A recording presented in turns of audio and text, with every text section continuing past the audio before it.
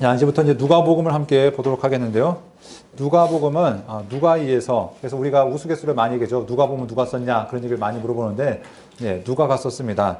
누가가 사도행전과 함께 썼는데, 이 누가복음의 별명이 무엇이냐면 가난한 자들의 복음, 성례의 복음, 아녀자의 복음 이렇게 얘기합니다.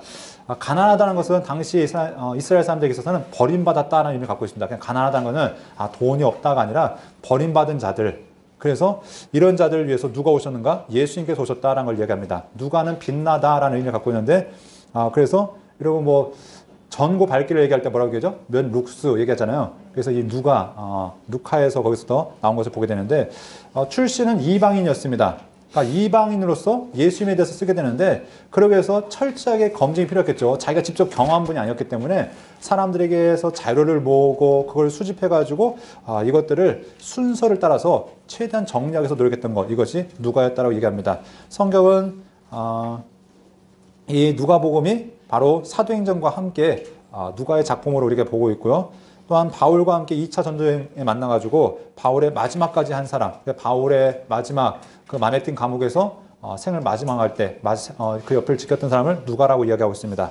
자, 수신자는 누구냐면 데오빌로 각하라고 얘기하는데, 여기에 대한 이제 질문 많죠. 이 데오빌로가 하나님을 사랑한 자라는 의미를 뜻을 갖고 있는데, 이게 과연 실존 인물이냐 아니면 가상의 인물이냐 뭐 얘기하는데, 아무튼 이 성경은 데오빌로 각하하면서 이 사람이 아마도 이방인 그리스도였을 것이고 아마 하나님을 아는 사람이었을 것으로 이렇게 전제하고 이렇게 이야기하고 있습니다. 자, 배경을 보면은 이방인 독자들이 이제 이 누가복음의 대상입니다. 아까 마태복음 같은 경우는 유대인들이 대상이었고, 또 마가복음 같은 경우는 고난받는 그리스도인들이 대상이었다면, 이것들은 예수님에서 들어본 적이 없는 사람들, 그 사람들에게 예수님이 누구신지를 알려주고 있는 거죠. 특별히 당시 사람들에게 외면받고 소외받던 사람들에게 너희를 향한 기쁜 소식이 있는데, 그것은 바로 메시아에 대한, 이스라엘 말로는 메시아하고 이들에게는 그리스도라는 분이 오셨다는 것들로 그들에게 이야기하고 있다는 겁니다. 그래서 당시 사람들이 이해할 수 있어야 되기 때문에 이 유대식인 표현들은 대부분 다 생략하고 그들이 이해할 수 있는 표현들, 그래서 뭐 랍비, 호산나 이런 것들은 이스라엘 사람, 이방 사람들이 들어도 이해하지 못하는 그런 것들은 이제 삭제하고 있는 것들을 보게 됩니다. 당시에 우리가 철학 사조를 이야기하면 크게 두 가지가 얘기하죠. 에피쿠로스 학파, 스토아 학파. 자, 이것이 우리가 당시에 이제 철학 사조를 얘기하는데, 이게 뭐 쾌락주의냐, 금욕주의냐 이런 것들을 얘기합니다. 그래서 바울 사도가 그 아덴이라는 곳에 갔을 때 거기에 사람들에게 이제 논쟁하는 이야기가 되죠. 당시 스토아 학파, 에피쿠로스 학파가 있었는데, 네, 그들에게 알지 못하는 신에게라는 그 재단을 설명하면서 예수님이 어떤 분이신지에 대해서 설명했던 것들을 우리가 보게 되는데, 이 예수님에 대한 것들은 새로운 철학 사조가 아니라 그것은 진리이다. 예수님에 대한 것들을 이야기하면서 기독교 역사의 신앙의 역사적인 진실성에 대해서 밝히고 있는 것들을 보게 됩니다. 또한 예수 그리스도의 삶과 가르침에 대한 그 복음의 진정성을 상세하게 연구해서 이방 세계에 기독교를 전하는데 아주 큰 일조를 한 것, 이것이 바로 누가복음의 역할이라는 것을 보게 됩니다. 그래서 이방인을 위한 복음, 이것이 누가복음의 설명이라고 볼 수 있고요. 기록 연대를 보면은 다른 마태복음과 아마 비슷한 시기에 쓰여진 것으로 보여지고 있습니다. 그래서 마가복음이 가장 먼저 쓰여졌고, 마태와 누가가 아마 비슷비슷한 시기에 쓰여지는데, 그래서 58년에서 63년경에 이렇게 쓰여졌던 걸로 보여지고 있습니다. 그래서 사도행전이 기록되기 이전에 쓰여졌는데, 그것은 사도행전 1장 1절에서 내가 먼저 쓴 글에는 이라는 이야기를 통해서 누가복음을 먼저 쓰고 그 다음에 사도행전을 기록했구나, 이렇게 우리가 전제해 볼 수 있다는 것이죠. 자, 그리고 이 사도행 63년경을 추측하는 이유는 무엇이냐면, 로마에서 대화재 사건이 64년경에 일어났습니다. 그런데 사도행 누가가 바울 사도와 함께 로마에 가 있잖아요. 마지막 4차 전도여정, 그러니까 배를 타고서 로마까지 갔는데 셋집에 머물고 있을 때 만약에 로마의 화재가 그때 자기가 경험한 사건이라면 그것들을 사도행전이나 어디나 언급하겠죠. 그런데 이야기가 없다는 것을 봤을 때는 아마 63년 전, 3년경에 쓰여진 것이 아닐까라고 이렇게 생각하고 있다는 것입니다. 또 예루살렘 파괴의 기록도 없는 걸 봤을 때, 예루살렘 파괴가 주 70년이죠. 그러니까 그 얘기도 언급되지 않는 것을 봤을 때 그 이전일 것이다 라고 생각하고 있다는 것입니다. 자, 사도행전 아까 얘기했던 것처럼 주후 63년경에 로마에 도착하는 이야기로 이게 사도행전이 맞춰지고 있기 때문에 이때를 우리가 생각해 볼 수 있고요. 자, 로마 바울 사도가 재통되는 것, 이게 이제 마지막 죽음을 당하기 전에 재통되는 그 이전에 이제 기록됐을 것으로 이거 보여주고 있습니다. 자, 기록 목적인데요. 자, 한번 첫 번째 줄을 한번 읽어보도록 하겠습니다.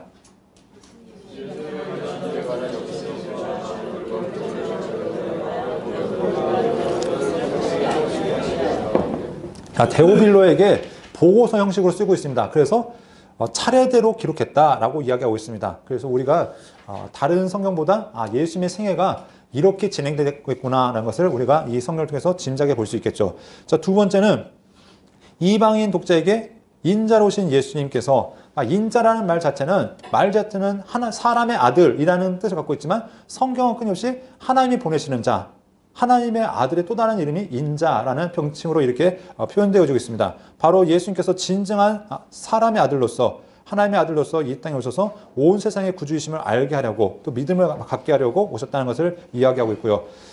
우리가 4장 18절부터 보면은 예수님의 사명 선언문이 나옵니다.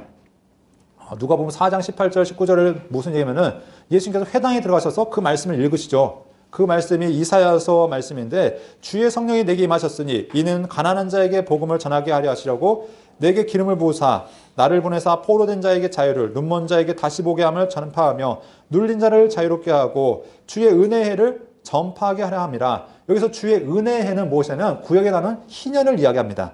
그러니까 예수님의 사명이 무엇이냐? 희년의 사명이다. 희년은 모든 것을 원상태로 되돌리는 거죠. 하나님께서 만드셨던 그 모습 그대로 회복시킨 것이 희년인데, 바로 예수님의 사명은 당시 사람들이 억압하고 무시하고 외면했던 그 모든 것들을 하나님의 형상 그대로 회복하는 것이 예수님의 사명이라는 것을 이 사명 선언문을 통해서 말씀하고 있다는 것입니다. 그래서 예수님께서 소외 계층에 대해서 관심이 있는 것을 우리가 볼 수 있고요. 다 특징을 보면은 복음의 보편성에 대해서 강조하고 있습니다. 마태복음은 아무래도 초점이 유대인들을 향하여 초점이 맞춰져 있기 때문에 유대인들의 그 구원에 대해서 많은 이야기를 했다면, 그래도 유대인의 구원만은 아니죠. 이방인들도 구원받았다는 얘기하지만, 이 누가복음은 더 무엇을 얘기하냐면 이방인들이 하나님의 구원에 돌아온 얘기들을 더 강조해서 이야기하고 있습니다. 그래서 하나님께서 택하신 자는 유대인만 택한 것이 아니라 모든 민족이 하나님께 돌아와야 된다는 것을 강조하고 있고요. 그래서 예수님께서는 유대인뿐만 아니라 모든 민족의 구원자가 되신다. 이것들을 우리에게 알려주고 있습니다. 자, 예수님의 인성에 대해서 강조하고 있죠. 그래서 예수님이 단지 하나님이시기 때문에 그냥 높은 그런 우리의 모든 것을 모르신 분이 아니라 철저하게 이 땅에 오셔서 우리의 모든 것을 아시는 분. 그래서 성경은 예수님의 탄생부터 이야기하고 있죠. 그래서 예수님이 어느 순간 하늘에서 뚝 떨어진 분이 아니라 이 땅에 아기의 모습으로 오셔서 우리 가운데 거하셨는데, 정말 그분은 태어날 때부터 인간 이하의 수준으로 이 땅에 태어나셨다. 이것들을 우리에게 보면서 그 누구보다 사람을 잘 아시는 분, 이것들을 이야기하고 있죠. 그래서 성경에 보면은 많은 사건 가운데 예수님의 눈물에 대해서 그것들을 보고 예수님의 가슴 아파하심, 탄탄하심, 이런 것들을 잘 설명하고 있는 것들을 보게 됩니다. 자, 탄생, 계보, 성장이 가장 자세하게 설명되었다. 마태복음 탄생 이후로 그냥 예수님의 사역까지 간격이 크지만 누가복음은 그래도 어느 정도 자세하게 설명하기 위해서 사이 사례를 이야기하고 있는 것을 보게 되고요. 가난한 자, 소외된 자, 여자와 아이들에 대한 특별한 관심이 있다. 구약은 끊임없이 하나님께서 가난한 자들의 관심을 얘기하면서 하나님은 고아와 과부와 나그네의 아버지가 되신다라고 말씀하시는데, 그 말씀이 진짜로 예수님을 통해서 하나하나 실현되어지고 있는 것들을 보게 됩니다. 자, 그 무엇보다 성령의 사역에 대해서 강조하시죠. 그래서 요한복음도 성령에 대해서 강조하지만 이 누가복음과 사도행전은 우리가 뭐 사도행전을 성령행전이라 얘기할 정도로 성령에 대해서, 성령의 사역에 대해서 강조하는 것을 우리가 볼 수 있습니다. 계속의 특징들을 보면은 예수님의 사역과 이사야서의 말씀을 이사야서의 말씀을 연결하죠. 그래서 그분이 어떤 분이시냐, 고난받는 그리스도의 모습으로, 또한 이 땅 가운데 오실 우리의 회복자의 모습으로서, 이런 것들을 계속해서 강조하고 있는 것들을 보게 됩니다. 자, 갈릴리에서 예루살렘까지의 여정이 길게 확대 기록되었다. 그래서 만약 누가복음만 보면은 우리가 오해하기 쉬운 게, 예수님의 사역이 1년에 이루어졌나? 왜냐면 이 누가복음은 기록 자체를 어떻게 하냐면은 전반부는 갈릴리 사역, 후반부는 예루살렘 사역. 그렇기 때문에 예수님께서 갈릴리에서 그냥 예루살렘 한 번 내려오셔서 끝났나 보다라고 생각하기 쉬운데, 그게 아니라고 말씀드렸죠. 가장 큰 틀은 요한복음을 잡아야 된다 말씀드렸죠. 그래서 예수님의 사역은 3년에 걸쳐서 이루어졌다. 근데 누가복음은 어떻게 된다? 전반부는 갈릴리, 후반부는 예루살렘. 나머지도 비슷합니다. 마태복음도 전반부는 갈릴리, 후반부는 예루살렘. 이것들이 거의 비슷한데 아마 더 특징적으로 이 누가복음이 이렇게 되어졌다. 자, 문학적으로 세모문체와 헬라어 고전문체가 조화를 이루었다. 아마도 이 누가가 이방이었기 때문에 헬라어로 이걸 기록했기 때문에 이것들이 적절한 조화가 이루어졌다는 것을 이야기하고 있고요. 헬라어로 히브리어 용어를 헬라어로 바꿔서 기록했고 이거는 데오빌로에게 헌정된 책이었다. 그래서 누가복음과 사도행전이 이렇게 데오빌로에게 헌정되었다. 이것들을 이야기하고 있습니다. 자, 그러면 첫 절, 끝절 함께 보도록 하겠습니다. 시작. 자, 여기를 통해서 보면은 이것이 분명한 사실이라는 거죠. 오늘날 신학 사조 가운데 무슨 얘기냐면은 예수님에 대한 이야기를 역사적 예수라는 이야기로 재정리하는 사건들이 있습니다. 우리가 의미만 들으면은 역사 속에 실존하셨던 예수님에 대한 이야기를 재구성해보자라는 생각으로 될 수 있지만 역사적 예수는 어떤 기독교의 이단적인 이야기죠. 뭐냐면 예수님의 기적은 다 빼버리고 예수님의 가르침만 뽑아가지고 예수님의 생애를 다시 재구성하는 거죠. 우리의 이성으로 이해되지 않는 부분들은 다 삭제시키는 그런 것들을 역사적 예수라는 작업인데, 이건 뭐 쉽게 얘기하면 믿음 없음을 고백하는 겁니다. 예수님이 그냥 단순한 훌륭한 인간으로서 그냥 머물게 하는 것인데 아니란 겁니다. 예수님은 단지 훌륭한 인간이 아니라 분명히 하나님의 아들로서 놀라운 기적들을 행하셨던 분이었고 그분의 삶이 그때뿐만 아니라 지금도 영향력이 있다는 것을 우리에게 알려주고 있다는 것입니다. 자, 끝절은 늘 성전에서 하나님을 찬송하니라 하면서 이들이 예수님의 승천 이후에 그들의 제자들의 삶의 모습에 대해서 이야기하는 것을 보게 됩니다. 자, 전체 보기를 보면은 24장까지의 내용입니다. 우리가 또 크게 세 부분으로 나눠서 볼 수 있는데, 자, 1장부터 4장까지는 그리스도의 탄생과 증거에 대해서, 그래서 언제든지 예수님의 그 공생의 바로 직전까지 이야기를 이렇게 나누어서 볼 수 있고요. 4장부터 23장까지는 마치 여행하듯이 이렇게 적고 있습니다. 여러분, 누가가 사도행전을 적을 때도 마찬가지죠.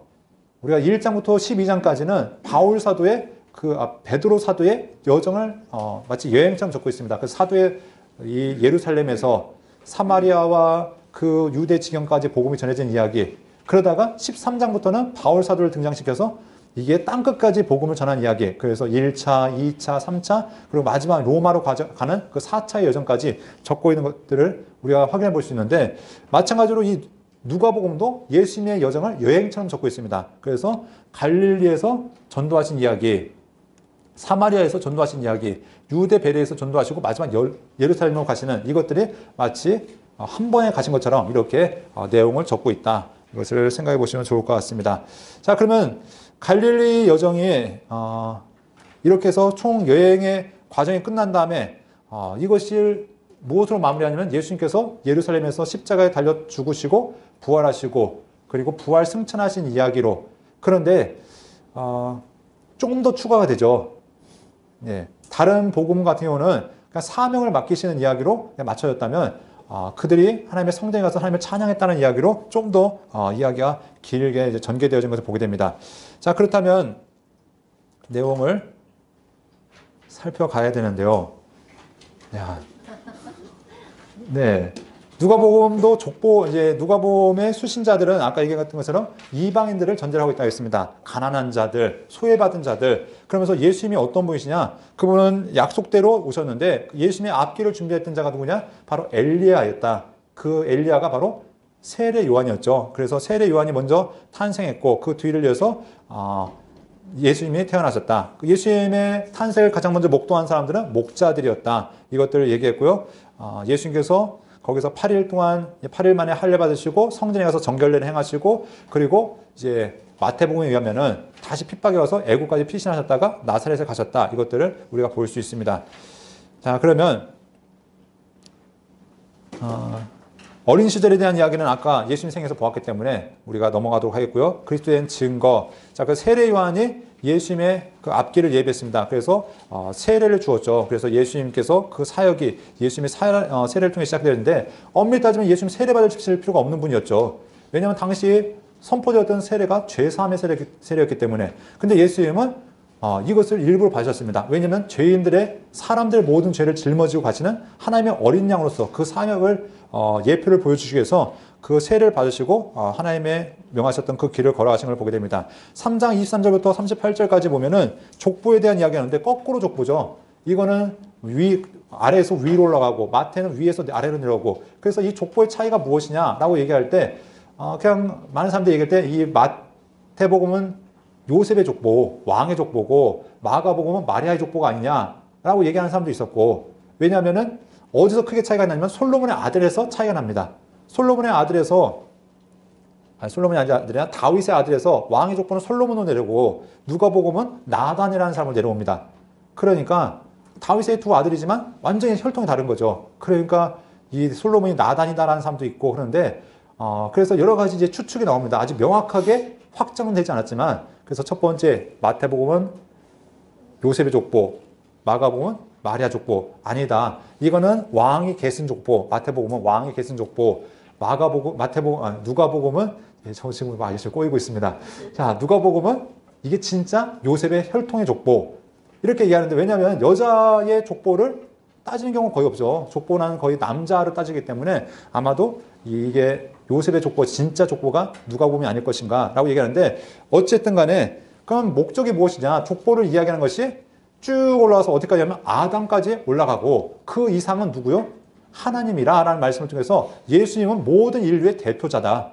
그 얘기는 예수님은 단지 유대인만을 위해 오신 분이 아니라 모든 인류를 위해서 오신 메시아라는 것을 강조하고 있고, 특별히 그 위가 하나님이다. 다시 말해서 예수님은 하나님의 아들로서 이 땅에 오셨다. 이것들을 또다시 강조하고 있다는 것이죠. 그래서 족보가 이런 방향성과 정체성을 드러낸다는 것을 우리가 보게 되고요. 갈릴리 전도 여정, 갈릴리에서 환대받으시고 나사렛에 배척당하셨습니다. 그리고 장소를 옮기셔서 가버나움에 가셨고요. 각종 기적들을 일으키시죠. 귀신 들린 자를 고치시고 장모를 고치시고 병자들을 고치신 이야기, 그리고 시몬을 부르시는데 이 시몬이 바로 베드로를 이야기하고 있고요. 문둥병자를 고치시고 중병자를 고치시고 세리 마태를 부르신다. 근데 우리가 보면은 다른 복음과 차이가 있죠. 다른 복음은 고기 잡는 베드로를 어떻게 하세요? 먼저 부르셨죠. 그런데 여기 보면은 베드로의 장모를 먼저 고치시고 그 다음에 베드로를 부르십니다. 그러면 순서가 어디가 맞을 것인가? 네, 아마도 누가복음의 순서가 또 근접하지 않을 것인가. 그런데 저희 교재는 일단 옛날 거로 나왔는데 좀 더 상해보고 좀 더 수정을 하도록 해보겠습니다.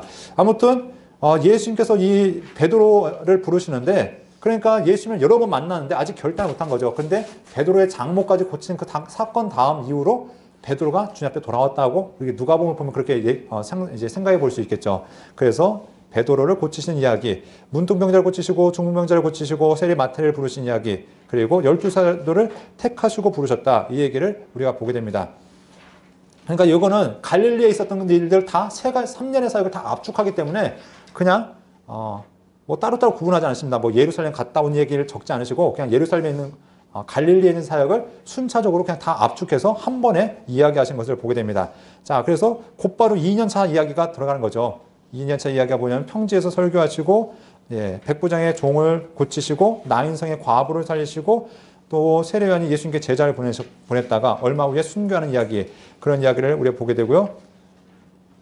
예수님의 가르치심과 고침, 기적에 대한 이야기하면서 예수님의 진정한 형제가 누구냐, 하나님 나라의 구성원이 누구냐, 이건 혈통이 아니라 예수를 믿는 모든 자는 하나님의 나라의 구성원이 되어줄 수 있다. 이런 이야기도 하게 되는 것을 보게 되고요.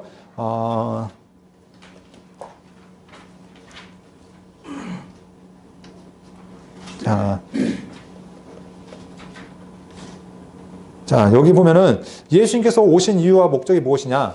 예수님께서 오신 이유는 의인을 부르러 온 것이 아니요 죄인을 불러 회개시키러 왔다라고 말씀하셨습니다. 아까 제가 한번 읽어드렸지만 예수님의 사명 선언문을 우리가 볼 때 예수님께서 이 땅에 오신 이유가 무엇이냐? 그분 역시 말씀을 성취하러 오셨는데 그분의 초점이 어디에 맞춰져 있는가? 당시에 외면받는 자들, 가난한 자들, 그들에게 철저하게 초점이 맞춰져 있다는 것입니다. 그래서 주님께서 부르신 자들은 자기를 의인으로 얘기했던 사람이 아니라, 당시에 의인으로 얘기했던 사람은 바리새인들, 서기관들, 뭐 율법사들, 또 이런 사람들은 자기가 의인이라고 얘기했죠. 나는 저들과 같지 않다라고 얘기했던 그 사람들이 아니라 자기를 죄인으로 고백하는 사람들을 주님께서 맞이하러 오셨다라고 이야기하고 있다는 겁니다. 자, 우리가 저희 구약을 하면서 이 죄의 나무에 대한 이야기를 설명하셨나요? 사람은 본질적으로 100% 죄인이다. 얘기하셨나요? 안 하셨나요? 자, 사람이 아담과 하와의 범죄 이후로 몇 프로 죄인이 되었습니까? 100% 죄인이었습니다. 그러니까 사람에게는 선한 것이 전혀 없다는 것이죠. 그래서 사람의 모든 행동은 다 죄입니다. 말 그대로는 본질 자체가 다 죄로 바뀌어버렸다는 거죠. 그 전에 하나님 앞에 범죄하기 전에는 죄가 없기 때문에 어떤 행동을 해도 다 선이었습니다. 근데 하나님 앞에 불순종함으로 그 모든 행동이 다 죄가 되어진 거죠. 그러니까 우리가 나름대로 우리가 뭐 사람들이 구제하고 착한 일을 하고 한다 하지만 하나님 편에 볼 때는 다 뭡니까? 우리끼리 볼 때는 저 사람은 착해, 저 사람은 괜찮아 라고 얘기할지 모르지만 하나님 편에서 볼 때는 우리는 다 죄인인 겁니다. 왜요? 본질이 바뀌었기 때문에 이걸 쉽게 하면 죄의 나무라는 거죠. 죄의 나무에는 아무리 걸음을 잘 주고 가꿔도 뭐밖에 안 열립니까? 죄밖에 안 열리지 않는 겁니다. 근데 하나님께서 우리를 그럼 어떻게 가까이 하기 원하시는데, 우리가 임마누엘 하기 원하시는데, 그럼 어떻게 되는가? 우리의 하나님과의 관계가 무엇 때문에 이제 깨어졌냐면 불순종 때문에 깨어졌잖아요. 그러니까 하나님께서 우리를 바꾸기 위해서 우리 다시 한번 회복하게 된 것이 뭐냐? 믿음이라는 도구입니다. 왜냐하면 믿지 못해서 깨어졌고 불순종해서 깨어졌기 때문에 믿음이라는 도구를 통해서 하나님께서 우리를 회복하기 원하시는데 그 첫 번째 방법이 무엇이냐면 제사라는 것이었죠. 야, 너 하나님 앞에 제사 드려. 그러면 내가 너를 의롭게 해줄게. 그러니까 하나님께서 우리를 의롭다고 인정해 주시는 거죠. 왜냐하면 인간의 모든 행동이 다 죄지만 네가 제사 드리는 그 행동, 네가 나를 믿고 순종하는 그 행동을 내가 의롭다고 인정해 줄게. 이건 내 행동이 아니, 내 의가 아니라 누가 인정하시는 의입니까? 하나님께서 인정해 주시는 의죠. 하나님께서 인정해 주지 않으면 내가 아무리 제사를 드려도 의롭게 드릴 수가 없는 부분입니다. 근데 하나님께서 인정해 주겠다는 겁니다. 네가 제사 드리면 내가 그 모습을 보고 의롭다고 인정해 줄게. 그래서 하나님 앞에 제사 드린 이야기가 아벨과 가인의 이야기부터 나오죠. 그런데 첫 번째부터 이제 깨어진 이야기가 나옵니다. 그러면서 하나님께서 계속 회복하기 위해서 이제 제사를 드리는데, 자, 그렇기 때문에 여기서 제사의 중요한 것은 피가 아닙니다. 첫 번째 제사의 중요했던 건 피를 드렸냐 안 드렸냐의 문제가 아니라 하나님 앞에 온전한 순종이 있었냐 불순종했냐. 왜냐하면 하나님을 믿고 제사 드린 자에게는 하나님께서 그를 의롭다 하시지만 아무리 피를 많이 드렸어도 하나님을 믿지 못하는 그 제사는 그 제사 자체를 받지 않으신다는 것이죠. 그래서 하나님께서 우리를 의롭게 하기 위해서 이제 구체적으로 이제 레위기를 통해서 제사를 명하시고 계속 오는데 어느 순간 사람들이 초점이 어디에 맞췄냐면 피가 우리를 용서하는구나. 근데 이건 하나님의 약속이죠. 뭐라고 하냐면은 죄사함의 권세가 피에는 생명이 있나니 하나님께서 정하신 거죠. 정말 피에 생명이 있습니까 없습니까 과학적으로. 네, 과학자마다 다르겠죠. 생명이란 거는 하면서 과학자마다 다른 이제 주장한 바가 다르겠지만 하나님이 정하신 법칙은 무엇이냐면 피에는 생명이 있다. 그럴 땐 너희가 생명의 대가는 그 목숨 이제 피를 흘려서 죽이면은 하나님께서 그 생명을 대신 받고 너희를 살려주겠다. 이건 누구의 정하신 규칙이냐면 하나님이 정하신 규칙이죠. 그래서 그것에 순종하는 자에게 하나님께서 죄사함을 허락하신다는 겁니다. 중요한 것은 무엇이냐? 짐승, 제사 다 중요하지만 가장 중요한 것은 믿고 순종하는 부분입니다. 그러니까 많은 사람들이 하나님께서 그 구약의 선지자들을 통해서 징계하셨던 이유가 무엇입니까? 그들이 여전히 피를 흘렸고 짐승을 드렸지만 무엇이 빠졌어요? 믿고 하나님 앞에 순종한 부분이 빠졌기 때문에 하나님께서 너희의 그 수많은 재물들이 나한테 무엇이 유익하냐? 천천의 기름과 만만의 강물 같은 그 수많은 피들이 나한테 그것이 무엇이 유익하냐면 너희가 차라리 예배 안 드렸으면 좋겠다. 성전문 닫았으면 좋겠다 말씀하십니다. 그에게는 하나님을 향한 온전한 믿음이 없었기 때문에. 그러니까 구약도 우리가 얘기할 때 율법을 통해서 구원받는 게 아니라 하나님을 믿음으로 구원받았다라고 이야기하는 것이 하나님 앞에서 믿음으로 제사를 드릴 때 하나님께서 용서하셨다는 겁니다. 오늘날도 마찬가지죠. 예수님을 어떻게 우리가 어떻게 구원받는가? 예수님이 피가 우리를 구원한 게 아니라 예수님께서 우리를 위해서 죽으셨으면 우리가 믿고 그분 앞에서 우리가 순종하며 살아갈 때 우리에게 구원이 임한다는 것을 얘기한 것처럼, 자, 오늘 이야기가 무엇이냐면 내가 죄인을 부르러 왔는데 누가 의인이고 누가 죄인인가? 사람들은 나는 의인입니다라고 얘기하면 의인이 될 줄 알지만 하나님께서 원하시는 의인은 자신의 죄인 줄 아는 자, 그가 진정한 의인이고 하나님께서 용서하신 자가 의인이라는 것을 이야기하고 있습니다. 이 설명이 아마 팁에 나왔겠죠. 네, 보시면 될 것 같고요. 그래서 예수님께서 죄인을 용서하러 이 땅에 오셨다. 그래서 예수님의 사역이 우리가 살펴보면은 당시의 병자들, 귀신 들리는 자들, 여인들, 아이들, 과부들, 그 사역들을 계속 강조하면서 예수님께서 철저하게 외면받는 자들을 위해서 오셨다는 것들을 강조하고 있습니다. 그래서 예수님은 모든 사람을 위한 구원자로 오신 분이라는 것을 강조하고 있죠. 자, 그리고 유대와 베레아 여정을 통해서 이제 마리아와 마르다의 봉사에 대해서 말씀하시고, 그리고 기도에서 가르치시고, 바알세불이라는 말 자체가 바알이라는 것은 주인이라는 뜻을 갖고 세불이라는 것은 파리라는 의미를 갖고 있습니다. 그래서 파리들의 왕 이것들을 얘기하는데 예수님을 바알세불이라고 얘기했죠. 너 귀신 들렸다. 왜냐하면 당시 사람들이 파리가 어디에 있으면은 음식이 있으면 어떻게 합니까? 때로 몰려들죠. 시커멓게 모여들고 또 상처가 나도 어떻게 해요? 시커멓게 모여드는데 사람들은 이거를 파리들이 모여서 이 상처를 치유하는구나. 그래서 치유의 신, 회복의 신 이렇게 여겼다는 거죠. 그런데 아니란 겁니다. 귀신이 나라가 스스로 분쟁하면 그 나라가 설 수 없고 하면서 예수님께서 사단을 대척하러 오셨다고 그런 얘기도 말씀하시고, 자, 계속해서 예수님께서 이제 논쟁이 있으시죠. 그러면서 성령을 모욕하지 마라. 성령을 모욕한다는 얘기는 무엇이냐면 성령의 일을 방해하지 마라. 이것이 하나님께서 그 죄를 용서하지 않으신다라는 것들을 이야기하고 있습니다. 자, 시대를 분별하부터 해서 다양한 이야기들이 있으신데, 여기 보면은 이제 부자와 나사로 이야기, 우리가 이제 잘 아는 이야기입니다. 이 부자와 나사로의 이야기 가운데 마지막에 보면 이런 얘기하죠. 부자가 저 나사로를 살려서 보내면은 그들이 나사로의 고백을 듣고 내 형제들이 돌아올 겁니다. 그때 이 아브라함이 하는 얘기가 무엇이냐면은 저들에게 모세와 선지자가 있다. 그게 뭐냐면 이미 그들에게 성경이 주어졌다. 성경을 통해서 하나님 앞에 돌아오지 않으면 그들에게 소망이 없다. 그러니까 아무리 죽어서 살아난다 할지라도 그들이 하나님 앞에 돌아올 수 있는 것이 아니라 말씀에 반응한 자만이 하나님 앞에 돌아올 수 있다는 것들을 이야기하면서 성경의 중요성, 말씀의 중요성을 다시 한번 강조하고 있다는 것입니다. 자, 그리고 10명의 나병 환자를 고치시는 이야기. 그래서 예수님께서 이제 사마리아 지역에 오셨을 때 한 명만 주님 앞에 돌아왔던 그 이야기도 이렇게 볼 수 있고요.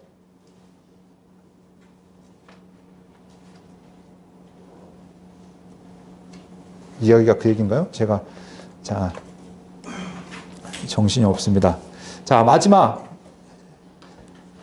예루살렘 여정을 우리가 보도록 하겠습니다. 마지막 예루살렘 여정을 보면은 우리가 보았던 것처럼 첫날 예수님께서 예루살렘에 들어오셨고, 우리가 얘기한 것처럼 목요일 날 예수님께서 마지막 만찬을 하시고, 금요일 날 죽으시고, 그리고 마지막 안식 후 첫날 주일 날 부활했다라고 얘기합니다. 자, 그런데 여기에 대해서 약간씩 이제 요즘에 좀 논쟁들이 있습니다. 왜냐하면 왜 성경을 보면 끊임없이 요나의 기적도 얘기하시고 내가 밤일 삼낮을 얘기하는데 엄밀히 따지면은 금, 토, 일 수치상으로는 3일이지만 3일 밤낮이 맞습니까? 아닙니까? 애매한 이틀 밤 뭐 3일 낮인가요? 그러니까 사람들이 이게 3일 밤낮이 문제가 있지 않냐라고 하면서 나름대로 이제 여기에 대해서 연구한 사람들이 있습니다. 그래서 혹시라도 관심 있으시면 자료들 찾아보시면 그때 이제 날짜를 다시 한번 재조명한 사람들이 있죠. 그래서 안식이라는 것이 이스라엘 사람들의 절기에 있어서 안식일은 7일 만에 돌아온 것도 안식일이고 절기도 안식일입니다. 6월절도 안식일이고 초막절, 맥추절 다 이 절기도 안식일로 들어갑니다. 그래서 그때 6월절과 안식일에 약간 차이가 있었기 때문에 이 안식일의 그 간격을 이야기하면서 예수님의 돌아가심이 금요일이 아니라 아마 수요일인가요? 수요일인가 목요일인가 이렇게 된다라고 이제 그렇게 주장하는 사람들도 있습니다. 그러니까 그것들도 한번 여러분들이 공부하시는 입장이니까 한번 참고하시는 것도 좋을 것 같습니다. 그래서 어떤 분들이 천문학을 연구해서 그때 뭐 해와 달과 날짜를 다시 재조명하고 그때 절기를 다시 되짚고 해가지고 성경적으로 3일 밤낮을 맞추기 위해서 그렇게 노력하는 사람들도 있다는 것을 이런 기억하시는데, 분명한 것은 이런 시도들이 있다는 것은 무엇이냐면 예수님의 죽으심이 분명하게 확실하다는 거죠. 그분은 죽으셨고 그분은 부활하셨는데, 우리에게 이 누가복음이 강조하는 말은 무엇이냐면 부활의 증인들을 이야기하면서 누굴 얘기하는가? 엠마 도상에 나타났던 도상에서 예수님과 함께 걸었던 두 사람을 대해서 이야기하고 있습니다. 그러면서 다른 복음서보다 부활의 증인들을 더 언급하면서 예수님의 부활이 확실하다. 그리고 이방인들에게도, 이 성경을 읽고 있는 이방인들에게도 예수님의 부활은 어떤 한두 사람의 증인이 아니라 모든 사람들이 경험한 분명한 사실인 걸 통해서 예수님의 부활, 예수님의 지금도 살아계심에 대해서 말씀하고 있다는 것입니다.